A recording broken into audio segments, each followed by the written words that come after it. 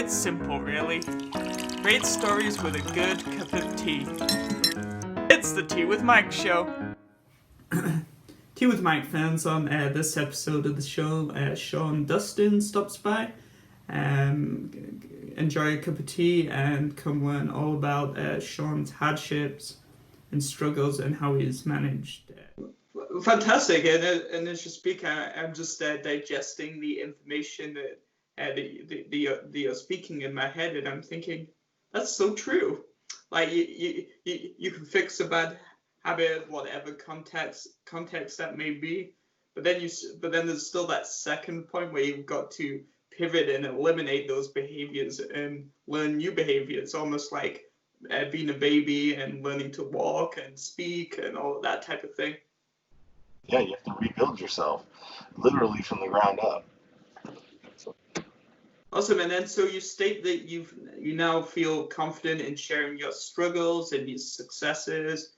One avenue, of course, is your podcast, and you really are hoping to help other people and really share, be honest and authentic, and just share what you've been through, and hope it benefits and helps others. Do you want to expand a little bit on how you think you can help others? Yeah, so I mean, this is just the first part of it. Sometimes people come into this with a following. Celebrities come in to a podcast and they've already got a big following. This is kind of,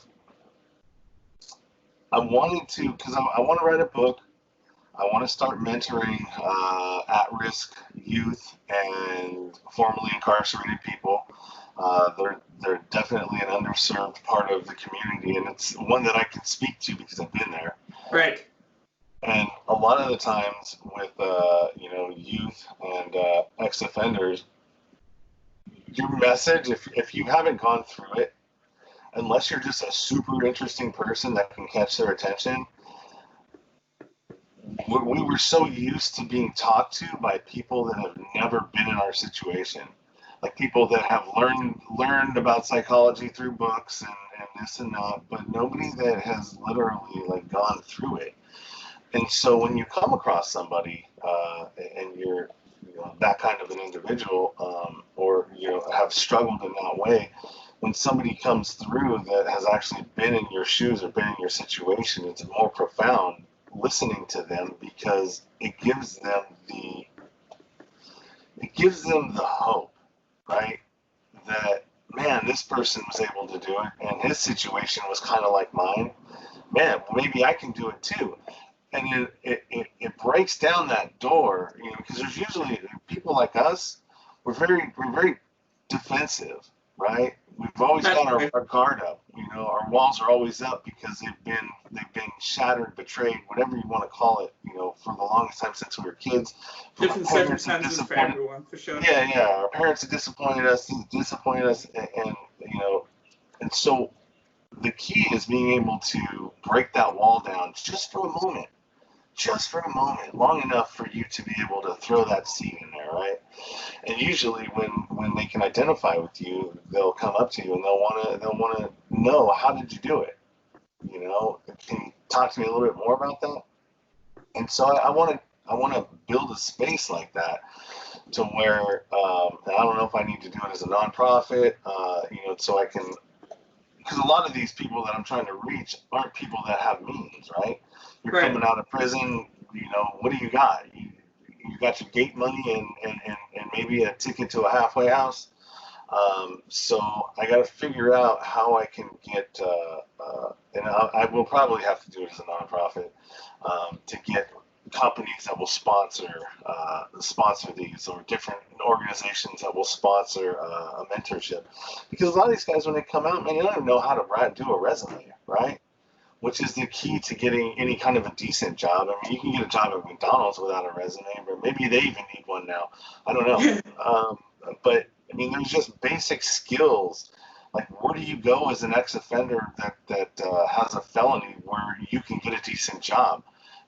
Like, you don't even know where to even start, right?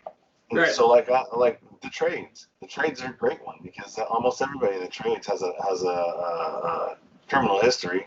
Not all of them, not everybody, but I mean, there was a point. Remember the big spaceship that Apple was building?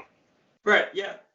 Okay, so they were going to shut that job down and require, uh, uh, because they wanted to require background tests, checks for all of the people that were building it, right? Oh, really? Oh Okay. yeah.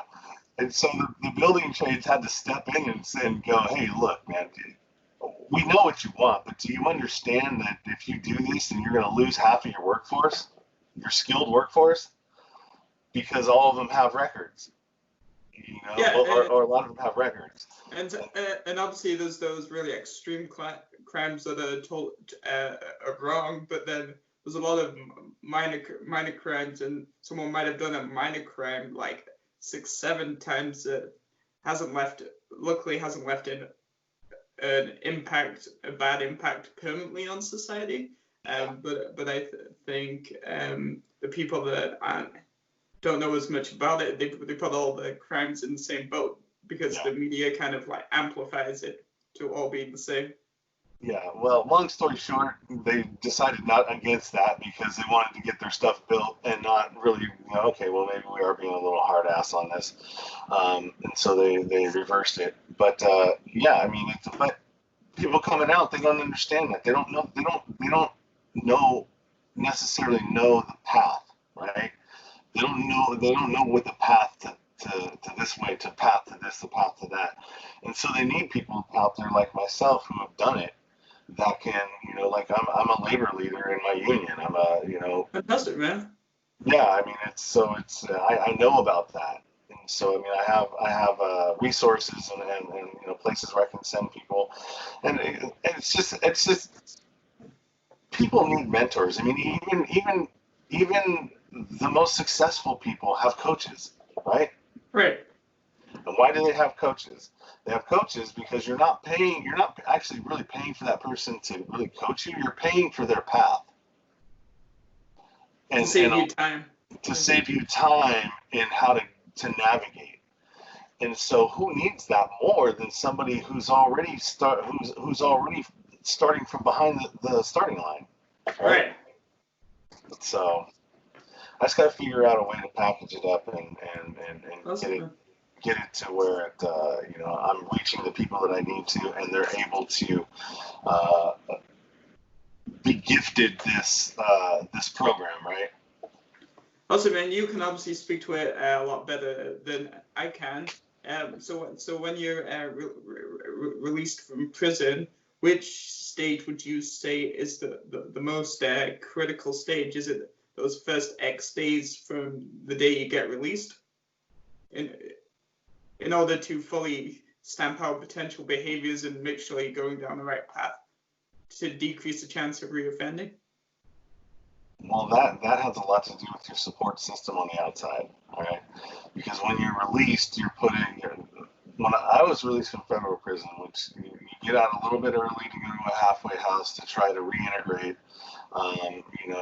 But luckily, like I had my family, right? And so I had a vehicle to use. I had all of these things that most guys getting out don't, right? They're stuck with the bus. They're, maybe when they leave, you have all these things that are placed on you, right? So you got to go drug test, you got to do this, meet with the PO, and all these things are done, in the beginning, often because they're trying to make sure you're not. I mean, they're on you, right? They go get a job, go do this, go do that. You have things that you got to complete.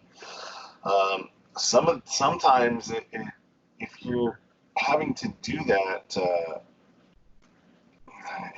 and you don't have a vehicle, so you got to take the bus to go do the drug test. You got to go take the bus to go meet your PO. You take the bus to go to work, and there's all of these things that aren't easy, right? Versus, well, shit, man. Johnny down the street said he can just give me a sack and I can just go, you know what I mean? I can go make some money that way. And it's just, we like the path of least resistance, right? That's just people in general. Right. And so that's how they end up failing, man. It's just, the path to the right way is so difficult, and they have no skills. They have nobody's leading them anywhere. They don't. They're like, it's like you dropped them off in the middle of the desert and said, okay, here's a list of demands. What do you do now? Yeah. And here's a list of demands and things that you need to do. And all right, see you later. And now you got to figure it out, right? True, and if you have a family that's not supportive, what are you going to do? I mean, I do this now, and it's not as critical. Like, I do this with my podcast. I have like 40 some odd episodes that I got to get through. It's a huge pile, right, that I've put myself into. And it's like, I'll look at them and I'll like walk away because I'm like, God damn, it seems like a whole lot. instead of just, all right, well, let's take the next one. Yeah, let's and then get the next through one. it. And you know, so if I'm doing this and my life is okay, imagine, you know, somebody who doesn't have a game plan or even kind of really know how to make a game plan, and you expect them to succeed. Makes a lot of sense. So then, so I guess what answer it how you can. So what advice would you kind of like packaging all that together? If there were like, let's say, three key pieces of advice. So what three key pieces of advice would you give to someone that a little bit more broadly is going through a hard time in terms of struggles and hardship? Not necessarily criminal in nature. I would suggest whatever it is that you're going through, find a podcast or two that kind of like depression. All right, type in, go to a podcast platform like Google, Spotify, or not Google, but Spotify, iTunes, you know, whatever podcast platform that you go to, and just type in the search whatever it is that you're struggling with. Depression, anger, you know, addiction, you know, loneliness, whatever it is, man, just type it into there, and you'll be amazed at how many podcasts pop up. And then just find one where like what I would do, what I normally do is I look for one that the cover art catches me, because a lot of times they're so small, you know, the thumbnails are so small you can't really see them anyway. So the first one that pops out and grabs my attention, that's the one I listen to. And then if that one's, you know, kind of doesn't fit me, I'll go for the next one. And then at some point you'll find one that works for you, and then you'll start going down a rabbit hole with that podcast. And then from that podcast you'll hear somebody from another podcast, right? Or, you know what I mean? And then so it begins, right? And that's the first thing I would do. The second thing I would do is probably start asking yourself questions about why you are wherever it is you're at. All right? Start looking at how, like, this isn't being done to me, right? I'm not being victimized by this, but how just start self-searching about the situation that you're in and why you're there, and, you know, try to put the pieces together of how you got there, and look for your part in everything that you're doing, right? Look for where you went wrong, not where somebody did something to you, you know. And then the next thing that's really important is, if you're somebody who struggles with anger or being a victim, or, you know, anything that has to do with that,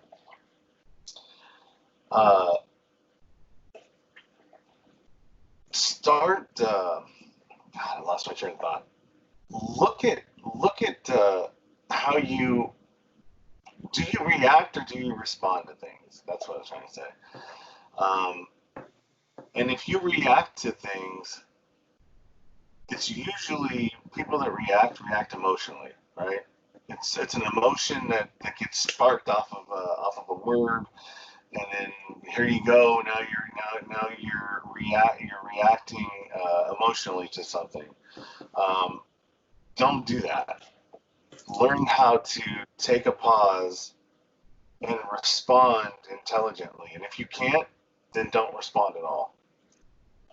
You know, and that's a hard thing to do, because there's, you know, those people that always have the like, like I'm the type of person that I'll think about how I could have said something, going, damn, I wish I would have said that, because I had the time to think about it all day, and then I finally was able to come up with a response that would have been intelligent in that time In that to moment, yes. in that moment to have said.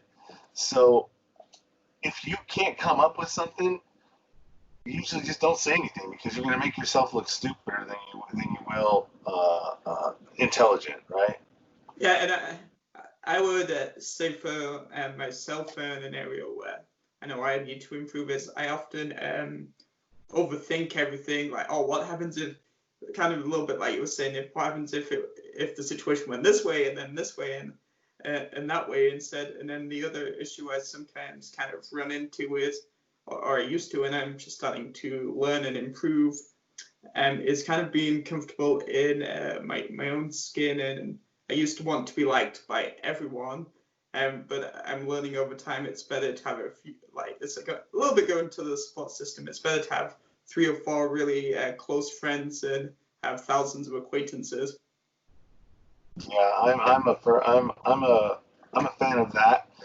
I don't have a lot of people that I hang out with. I got a lot of acquaintances and people that like I'm friendly with, work people, union people, stuff like that. But I mean, it's like far as people that I spend time with, that I'll break bread with, that I'll like you're in my circle. It's Yeah, maybe one or two, and sometimes like I might actually go, it's because people don't like you. And it's like, no, it's because that's by design. It's like I don't. The more people that you have in your life, inherently, you're going to deal with more drama, right. right? That's math. That's logic. Yeah. Yeah, I mean, you're going to deal with more people's drama, and like I create enough drama for myself Mm. that I don't need I don't need the additional people people's problems, and Right, and so then all the emotion and all of that comes through it, because obviously you can speak for yourself, because I know when I've had bad experiences and memories and it gets brought up in the future, now I've often gone from a place where I've moved on and learned from that situation and experience. It's kind of like reopened the war wounds, and then you get thinking about it again, and then it's a vicious like cycle, right? yeah, and I think a lot of it is too is that I'm very selective now about who I have in my circle. And if because you're the sum of the five, what is it, the five people you spend the You most spend time the with? most amount of time with you. Okay, so I'm like, okay, well, I don't want to. I really, if I'm going to spend time with you, it's going to be something. I want to be able to either a bring bring something to your life that's valuable, or have you bring something to my life that's valuable, right? Whether it's in learning something new, and if that's not there, then we'll probably just be acquaintances. Because I don't have a whole lot of time because I'm trying to do all these other things in my life. But Right. I just don't have the time to devote to something that's not going to serve me. Right, because I know from experience, and also you know from experience, but podcasting, creativity, like content, just the whole circle of creativity takes a lot of time to put together and broadcast to the world.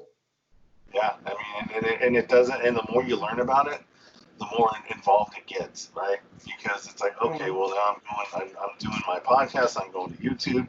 Now I'm going to start adding the live version of my Zoom meetings, right? So you'll be able to catch it live. Then you can catch it on YouTube. Then you can catch it on a podcast. But I mean, it's like finding a way to get the most out of one piece of content, right? right. Yeah. And how to repurpose it, and there's even more that you can do it if you wanted to start a blog. You can transcribe it, and I mean these are all different ways, but I mean, God, by the time you figure out all this, it's like, Time. okay, Yeah. yeah, it's like, okay, well, what is my full-time job? Is it this that I'm not getting paid for, or the one that I Exactly, am? and that's where I'm kind of at right now. And I think I think for me, it's not necessarily the promotion piece and all that blah blah blah, and this guest helped me like create content, but it's just purely the amount of time that like one recording like takes the X spot, right, and that's like 2 to 3 hours, right, where it's just a machine doing the work, and you can do other things, but like you're waiting for that piece of content to come out of the machine. Yeah, like I just went this morning. I had the next episode that I'm working on. So a lot of the times it's like my process is I'll listen to it, like I'll record it, get the YouTube or the Zoom video, the both tracks from the recording, that goes into a folder, and then when I get to it, it's already in line, right? And when I get to it, then I have to go import all both tracks. Deal with the levels there, then listen to the whole thing because I want to make sure that there's not like I didn't say anything that's gonna like give me a whole lot of like into anything Right. socially, and so just and a lot of times there's nothing, but I mean I have to just for my own OCD. Like I have to listen to it, and the hardest thing for me not to do is to not remove the ums and the unnecessary verbiage.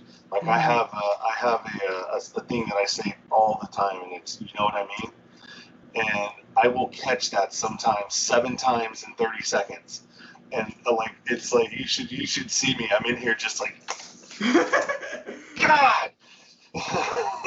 No, I agree with you, and it's not something you always like catch. Like when we're doing this right now, it's when you go back and replay it, because if your mouth makes it any like little murmurs or any of that something that the other person might not necessarily hear, but you can hear it.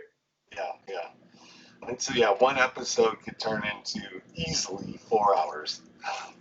Yes. And then that doesn't that then you haven't even added any of the intro, outro, music, anything else to it. you could go down the rabbit hole that hard on just your editing noises out. So would you say that's something that you've got better at as you've done it more and more? Or is that something that you're still like working with every single time? Yeah, it's every single time. Like this one, I didn't remove a whole lot of anything. The conversation was good; it flowed, and so it was. I didn't have to, but there are some that are better than others. I'm getting better at it. I think it's just because of time. I went through a period where I went through like in 6 weeks I did like maybe 50 episodes. Wow, that's a lot. Yeah, and I was doing like 16 in a week. So my recording days were Tuesday, or not Tuesday, but Thursday and Friday. And I would sometimes have 8 on Thursday and 7 or 8 on Friday. Holy moly, that's a marathon. Yeah, dude. I mean, it was cool for gathering content. I had fun doing it. I'm good at it. Awesome. But now comes the work. That's the easy part. Yeah, us talking is the easy part, for sure, yeah. Yeah, now comes the work. Now I'm in this hole where I'm like, holy smokes. I gotta edit all this. And I got people going, hey, when's my episode coming out? And I'm like, well, right. You're like 30. and do the math. I'm only getting to like maybe 1 a week, where I mean I probably should try to do 2 a week. And then you've got your bandwidth of what you're allowed to do with your account option, right? So right. That's a factor for a lot of people, yeah.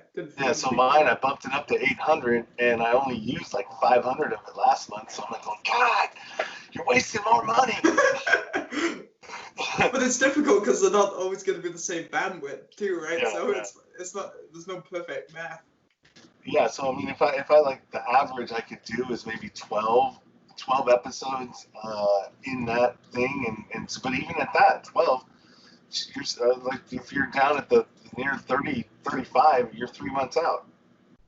Right, and then this whole thing aside, then you've got like your regular job and all the regular things in life, right? Like which adds up. Yeah. So I mean, if you want to be a podcaster and you want to be able to get out content. and like devote all this time to you, you either better be a trust fund kid or know how to manage your time and be very disciplined. No, for sure. Awesome, man. So the way I usually go for like the final couple of minutes of my show is I like to kind of turn it over to the guest and see if you have any questions that you'd like to ask me. Well, I know that you've had your show. How long have you been doing your show? Year and a half now. A year and a half. Yeah. And I've followed some of your stuff and some of your social media things. I know you recently had somebody on that you were pretty proud to have. You had Mike, what the hell is his name? Gary V, right? Yes. So I was actually on his show, but it was still like a big deal to me. Yeah, for sure. Well, that's not a little guy, man. It's a 5 times New York bestseller. That's a whale, man. Businesses. Or a shark or a whale, whatever you want to call it, man. You were lucky got on a good one there. I used to listen to who the hell's that guy's name? Andy Frisella. And I know that him and Gary Vee, he mentions him quite a bit too. I mean, there's some of the staples in the personal development space. One of the first one was Anthony Robbins, of course. There was probably a couple more before him, but I mean, really, we didn't start paying attention to this space until Anthony Robbins came onto the scene because he was such an explosive personality, right? And then Gary Vee got in there, and then the rest of us that are doing our thing. And then there's Joe Rogan, and then there's other people on. So it's still impactful like Chase Jarvis and not Ty Lopez. Yeah, there's quite a few in there on different levels and different types of things.